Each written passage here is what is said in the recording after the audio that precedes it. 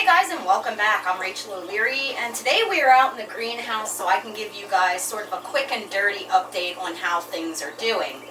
Now, I have been able to get out here at least a few times a week to check on things, but my husband's been mainly managing this as well, and basically what that entails is just making sure the tubs stay full of water, so he's been topping them off, and just checking to make sure that there's no issues with my air system, and that's really it. This whole setup is pretty self-service. It's just a matter of letting time pass, and I am excited to report that we already have fry.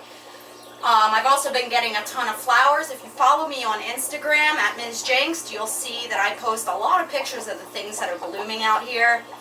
And so far, so good. And I still have a tub that needs fish. I'm hoping to be able to move them out this weekend, as well as fish into my outdoor tubs. So stay tuned for that.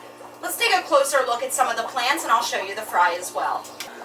Now this is the tub that had the first bloom. You can see the lily poking down below the surface there. It's a bit cloudy today, so it didn't open.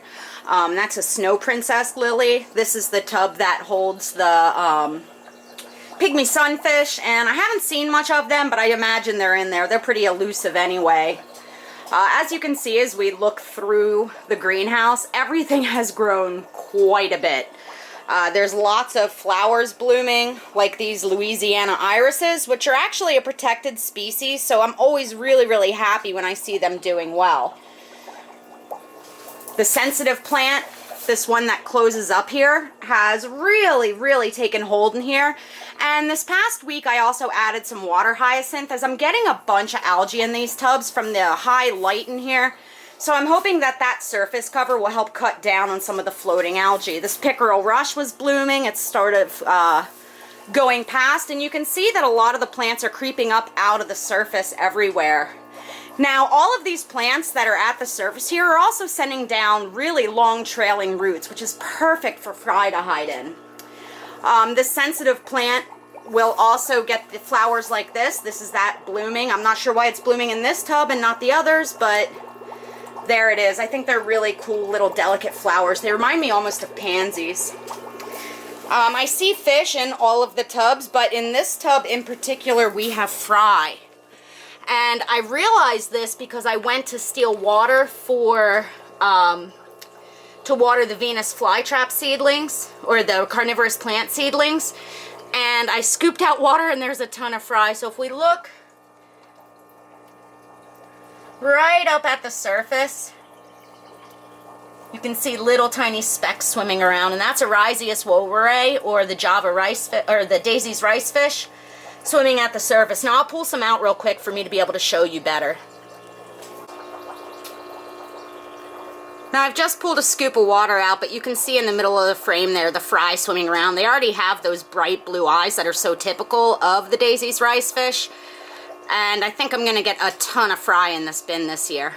You can see it there. They're really tiny, and again they're eating the algae and the microorganisms in the tub and are putting on size pretty quickly.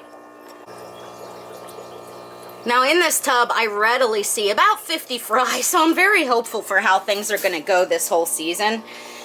And I expect to start seeing fry in all the other tubs soon as well. In fact, I'll probably bring some crushed food out here this week so I can get a better idea of the numbers. Now I showed you guys an update on the Bog Garden, but it's been really rainy here. And as you can see, there's a lot more growth again. I also put in these planters. Now the goal for the greenhouse this year was to have a lot of flowers in this front bed, but with my recovery taking a little bit longer than I had hoped, I settled on just setting up these 3 planters to make it look a little more tied together. I also picked up this plant at my local garden store. It was on clearance and I couldn't resist it. There's 3 or 4 types of pitcher plant in there, and they have really sprung back to life with a repot and good water. That the pitchers are really coming in the Bog Garden, and those bog orchids have gotten much bigger. Now I'll do an update on this succulent garden for you guys soon. These outdoor tubs are doing just fine. None of them have any fish yet. But again, I'm hoping to get some help from my family this weekend to move stuff out. And I'll definitely be moving white clouds into that big middle one.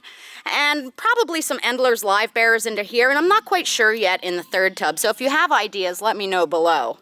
Normally I have a ton of marginals hanging on the edges of these bins, but I just ran out of time this year. So there's parrot's feather in there, there's a bunch of lilies, there's some anacharis, and I dropped some water hyacinth in the top of each one as well, and that'll help provide cover for fry.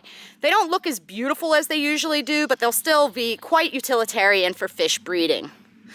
All in all, I'm pretty happy with how things turned out.